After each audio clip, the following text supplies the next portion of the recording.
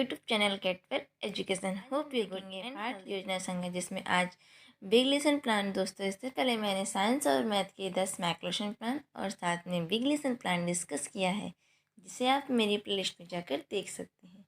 तो चलिए दोस्तों, आज का वीडियो स्टार्ट करते हैं। सबसे पहले हम डालते हैं पाठ योजना संख्या, फिर डेट, फिर प्रशिक्षण केंद्र का नाम, जिसमें आप अपने प्रशिक्षण केंद्र का नाम लिखेंगे। फिर विषय हिंदी, उप विषय पद, प्रकरण चिरमहान क्लास 6। फिर आता है अवधि 35 मिनट। सामान्य उपदेश में होगा पहला, विद्यार्थियों में काव्य के प्रति रुचि उत्पन्न करना। दूसरा, विद्यार्थियों में कविता के भाव को समझने तथा भाव व्याख्या करने की शक्ति का विकास करना। तीसरा, विद्यार्थियों की कल्पना शक्ति का विकास करने व कविता लिखने पढ़ने की प्रेरणा प्रदान करना। चौथा, विद्यार्थियों में काव्य पद्य सौंदर्य की अनुभूति कराना। पांचवा, विद्यार्थियों में भावनानुसार उचित गति, लय, आरोह अवरोह के साथ कविता में पठन पाठन की अभिवृद्धि में वृद्धि करना। छठा, विद्यार्थियों को कवि विशेष से परिचित कराना व उनकी विशेषताओं को बताना व उन्हें सत्यम शिवम की ओर आकर्षित करना। फिर आता है सातवां, जिसमें विद्यार्थियों को रचना, अलंकार आदि का ज्ञान कराना।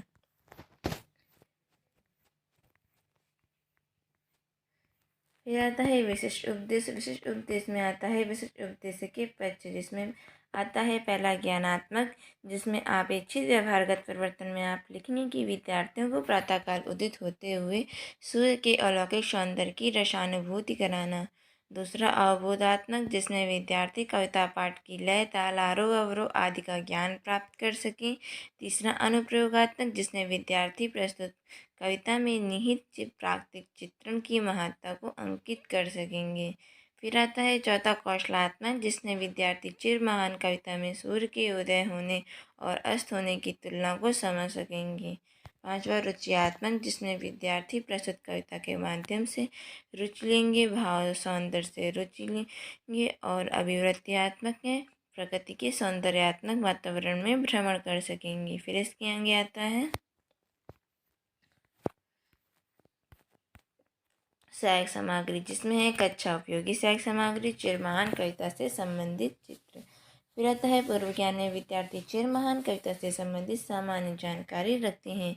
प्रस्ताव में आप लिखेंगे शिक्षण अधिगम प्रक्रिया, जिसमें आप लिखेंगे उठो लाल अब आंखें खोलो, पानी लाई मुँह धो लो, बीती रात कमल दल फूले, उसके ऊपर भौरे झूले, चिड़िया चहके पेड़ों पर, बहने लगी हवा अति सुंदर। प्रस्तावना प्रश्न में पहला होगा, प्रस्तुत पंक्तियों में कवि ने किस समय को मनोहारी वर्णन किया है, तो प्रातःकाल का किया है। दूसरा होगा, प्रातःकाल होने पर पूर्व दिशा में किसका आगमन होता है, तो सूर्य का होता है। तीसरा होगा, सूर्योदय का समय दृश्य कैसा होता है, तो यहाँ पर समस्यात्मक होता है।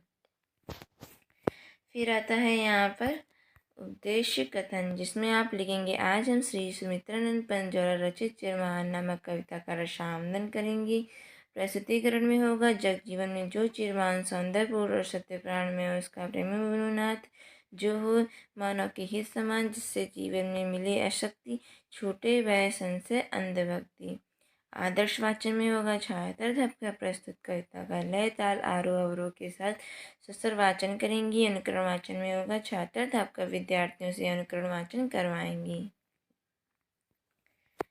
फिर आता है उच्चारणाभ्यास। उच्चारणाभ्यास में होगा, जग जीवन संशय प्राण शक्ति। भाव व्याख्या में होगा, प्रस्तुत पंक्तियों में कवि प्रार्थना करते हुए कहता है कि ये प्रभु मैं उसका प्रेमी बनूंगा जो समान रूप से मानव का कल्याण करने वाला हो, संसार रूपी जीवन में दीर्घकाल तक रहने वाला हो, सौंदर्य से भरपूर और सत्य धारण करने वाला हो, जिससे जीवन में शक्ति प्राप्त हो और भय सा और संदेह अंधविश्वास के प्रति निष्ठा रखने की भावना का निवारण हो सके। यहाँ पे शोक होगा, शक या संदेह।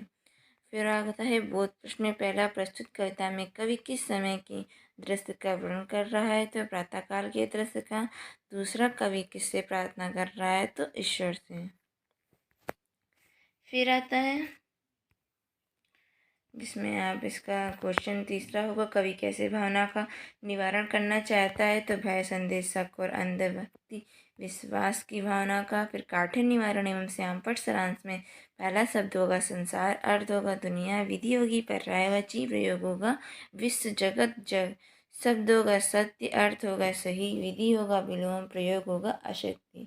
शब्द होगा भय, अर्थ होगा डर, विधि होगी विलोम, प्रयोग होगा निर्भय। फिर आता है जग जीवन, संसार में लोगों का जीवन, संधि विच्छेद जग प्लस जीवन। फिर आता है निरीक्षण कार्य में कि छात्र धक्का श्याम पट पर लिखे कार्य को विद्यार्थियों से उत्तर पुस्तिका में लिखने को कहेंगी और स्वयं घूम घूम कर पूरी कक्षा का निरीक्षण करेंगी।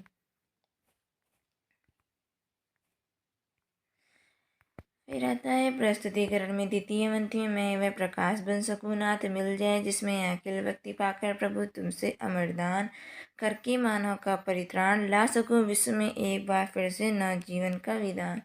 फिर आता है आदर्श वाचन में छात्र तक को प्रस्तुत कविता पंक्तियों का लय ताल आरोह अवरोह के साथ ससर वाचन करेंगी। अनुकरण वाचन में छात्र तक का विद्यार्थियों से अनुकरण वाचन करवाएंगी।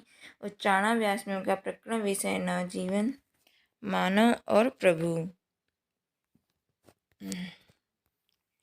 फिर आता है भाव वाक्य में ए प्रभु मैं प्रकाश बन सकूं जिसमें संपूर्ण प्राणी समाहित हो जाए, जिसमें जीवन में शक्ति प्राप्त हो। ए प्रभु मैं तुमसे जीवन की मनुष्यों की रक्षा करने का आश्वासन प्राप्त कर एक बार पुनः नए जीवन का प्रातःकाल ला सकूं, अर्थात प्राणी मात्र को सुखी व समृद्ध बना सकूं। बहुत प्रश्न में होगा पहला कवि कैसे प्रकाश बनाने की बात कह रहा है जिससे संपूर्ण प्राणी समाहित हो जाए। दूसरा कवि अमर दान क्यों करना चाहता है तो संसार के मनुष्यों की रक्षा के लिए। तीसरा कवि विश्व में नवजीवन विधान क्यों लाना चाहता है तो यहाँ पे प्राणियों को सुखी व श्रमत बनाने के लिए। काठिन्य निवारण एवं श्याम पर सारांश में आप लिखेंगे कि पहला शब्द होगा प्रकाश जिसमें अर्थ होगा उजाला, फिर विधि होगी विलोम, प्रयोग होगा अंधकार। दूसरा शब्द होगा समृद्ध जिसमें अर्थ होगा वैभवशाली, विधि होगा वाक्य प्रयोग, प्रयोग होगा अच्छे आचरण का व्यक्ति श्रमशाली पाता है। फिर आप लिखेंगे इसमें मूल्यांकन प्रश्न जिसमें होगा पहला कवि किसका प्रेमी बनना चाहता है, दूसरा मानव जीवन का पार्थरण क्या अर्थ है, तीसरा होगा कवि मनुष्यों की रक्षा के लिए क्या प्राप्त करना चाहता है। फिर गृह कार्य में आप लिखेंगे निम्न शब्दों के विलोम जिसमें मानव